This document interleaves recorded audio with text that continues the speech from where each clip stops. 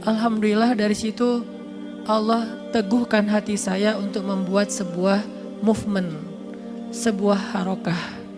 Saya memberi namanya dengan nama Pemuda Hijrah.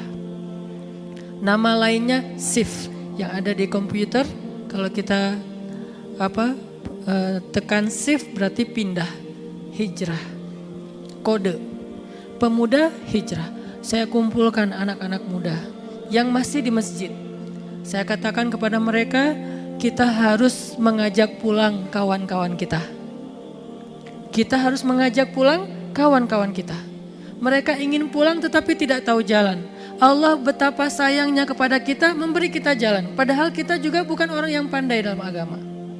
Tapi banyak kawan-kawan kita di luar sana ingin pulang tapi tidak tahu jalan. Jadi kita menjadi jalan bagi mereka. Man dalla ala khair, man sanna fil islami sunnatan hasanah. Akhirnya alhamdulillah dari situ Allah datangkan satu anak muda, dia mantan gangster. Di Indonesia gangster motor apa tadi? Rempit. Yang paling besar di Indonesia gangster itu ada di Bandung. Ada 4 gangster. Satu kelompok gangster membernya 60.000. Jadi hampir 250.000 anggota member. Usia dari sejak sanawiyah, usia 12 tahun, 13 tahun sampai lulus universitas. Ada yang tidak sekolah, ada yang sampai magister, ada yang bahkan doktor. Dan mereka membuat rekrutmen gangsternya. Rekrutmennya mereka mengendarai kendaraan motor tadi dari gunung turun ke bawah di malam hari tanpa lampu, tanpa rem. Rem apa Ustaz? Brake. Jadi mereka ujiannya, rekrutmennya harus mengendarai kendaraan dengan kecepatan tinggi tanpa menggunakan lampu dan brake-nya. Siapa yang selamat lulus. Yang tidak selamat innalillah. Jadi hanya ada 2 pilihan. Itu registrasi. Nanti naik jabatan itu level. Jadi ketika dia ingin naik level dan mendapatkan penghargaan tertentu, ada ujian lainnya. Ada ujian, salah satunya adalah harus berkelahi ya. Harus tarung, harus duel, apa sih bahasa Indonesia? Begaduh. Harus begaduh dengan orang lain. Dia harus bunuh orang. Sampai dia harus menodai perempuan. Sampai dia harus bunuh polis ataupun tentara. Ini tergantung level yang dia akan dapatkan. Ada hampir 250.000 member gangster. Alhamdulillah ada satu anggota gangster dan dia bukan orang yang paling tinggi jabatannya. Dia bisa dikatakan ketua distrik. Dia sudah hijrah. Saya ajak dia bicara berdua. Saya katakan, kamu mau menjadi seperti Umar bin Khattab? Mau Ustadz, bagaimana caranya? Ajaklah orang yang mendengar dan mau mengikuti kamu untuk pulang kepada Allah. Karena itulah yang dilakukan Umar setelah dia masuk Islam. Akhirnya dia buat program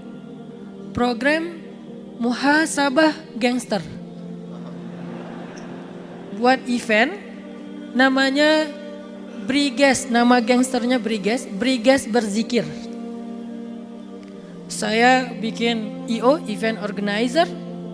Kita bikin program karena buat saya setelah itu dakwah adalah social engineering, irsyadul mujtama. Dakwah adalah irsyadul mujtama, memprogram masyarakat. Kita bikin event mengundang Ustadz almarhum Arifin Ilham yang banyak dikenal di Indonesia dengan zikir beliau. Kita undang rahimahullah Ustadz Arifin Ilham datang ke Bandung. Alhamdulillah di luar persangkaan kita ternyata dari satu gangster saja yang datang hari itu untuk berzikir berjumlah 5.000 orang. Kita pikir paling 10 orang, 20 orang, ternyata 5.000 orang. Berarti selama bertahun-tahun setidaknya ada 5.000 orang ingin pulang ke Allah tapi tidak tahu jalan. siapa yang berdosa? Akhirnya 5.000 orang datang untuk berhijrah, berzikir, nangis semuanya. 5.000 yang masuk ke dalam masjid. Ada 3.000 yang tidak berani masuk. Saya tanya, kenapa tak masuk? Mereka bilang, kita ini kotor Ustaz. Kita merasa tak pantas berada di dalam masjid karena kita kotor. Tetapi kita ingin berzikir dan mendengar lantunan zikir-zikir dari Ustaz Arifin Ilham. Makanya kita datang walaupun di halaman masjid. Lebih baik orang merasa dirinya kotor dan ingin membersihkan diri daripada orang yang merasa bersih dan merasa lebih daripada orang lain. Makanya Allah mengatakan innallaha yuhibbul mutahhirin atau mutatahhirin. Allah suka kepada orang yang ingin membersihkan diri. La tuzakku anfusakum. Akhirnya dari 5.000 ini ada yang membuat saya merasa semangat. Salah satu dari 5.000 orang ini ternyata dia dulu pernah ada case pembunuhan. Keluar dari acara, selang seminggu kemudian, 1 pekan kemudian dia ditembak oleh polis.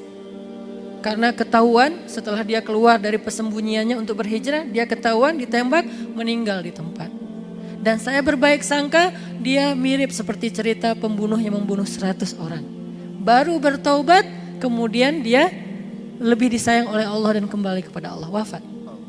Ini husnuzon, tapi la nuzaki ahadan Allah. Allahu a'lam.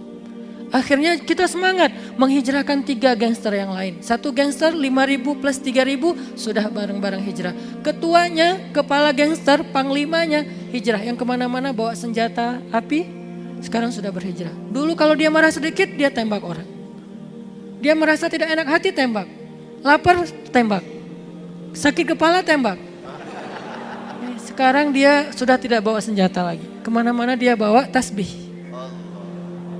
Hijrah, mulai ngaji, pelan-pelan tilawah. Dia itikaf di masjid, banyak menangisi dosa-dosanya. Saya katakan kepada dia, siapa yang pernah mencontohkan kebaikan, maka dia mendapatkan pahala dari setiap orang yang meniru kebaikannya. Begitu juga sebaliknya. Yang pernah mencontohkan keburukan, dia mendapatkan dosa dari setiap orang yang meniru keburukannya. Maka tanggung jawab kamu sekarang adalah menebus dosa masa lalu dengan mengajak sebanyak mungkin orang untuk berhijrah. Dia jadi challenge. Begitukah Ustadz? Ya, akhirnya dia mengajak 3 gangster lain. Karena dia kepalanya, dia mengajak kepala-kepalanya. Jadi semacam qadatu gangster. Apa? Kepala suku. Sebagaimana ketika Mus'ab bin Umair datang ke Madinah, yang pertama diajak itu adalah Usaid bin Hudayr.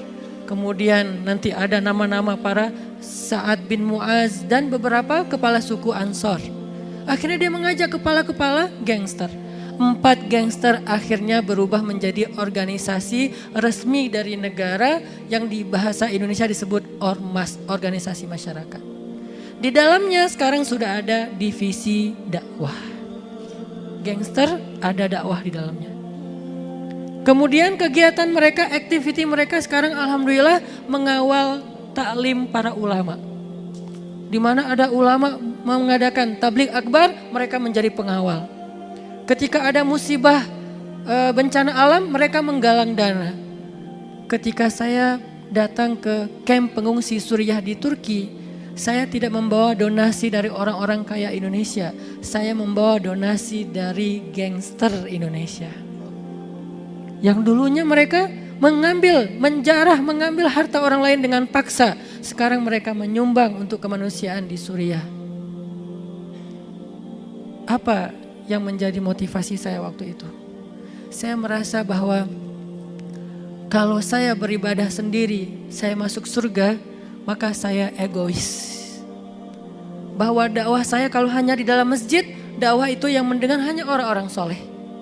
Akhirnya saya mengajak mereka dengan cara bermain dengan mereka. Saya sebisa mungkin walaupun saya tidak jago, tidak ahli, tapi berusaha main skateboard.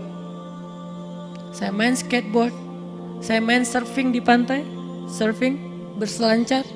Jadi kalau ada ombak saya main surfing. Dan sering digulung ombak. Apalagi kalau istri saya sedang marah-marah, saya cari ombak. Lebih nikmat digulung ombak daripada dimarahi istri. Jadi saya main surfing, main skateboard, saya riding supaya bisa bermain dengan mereka. Akhirnya alhamdulillah bukan karena saya mampu mendakwahi mereka, hati manusia ada di tangan Allah. Allah yang menggerakkan hati mereka. Maka apa pesannya untuk anak muda di sini? Kita punya teman-teman kita dulu yang sama-sama mungkin kita berbuat dosa, kita saling menguatkan fi sabilil syaitan, fi sabilil hawa wasyahawat. Sekarang setelah kita kembali kepada Allah, ajak mereka pula. Dan jangan pernah berpikir bahwa kita lebih baik daripada mereka. Karena bisa jadi, ini kata-kata dari Habib Ali yang saya kopas. Setelah mereka berhijrah, mungkin amal mereka jauh lebih baik daripada amal yang kita kerjakan. Dan saya tahu itu ketika kita qiyamul lail asyarah min awakhir Ramadan di markas pemuda hijrah, ada sekitar 15.000 anak muda, semuanya ikut itikaf. Masjid kita kapasitas 3.000, akhirnya itikafnya di halaman masjid. Sholat berjamaah, qiyamul lail, 1 malam 1 juz. Saya baru baca beberapa halaman Al-Baqarah, di belakang sudah banyak yang menangis. Alif Lam Mim. Baru sampai Innal ladzina kafaru sawa'un 'alaihim a'anzartahum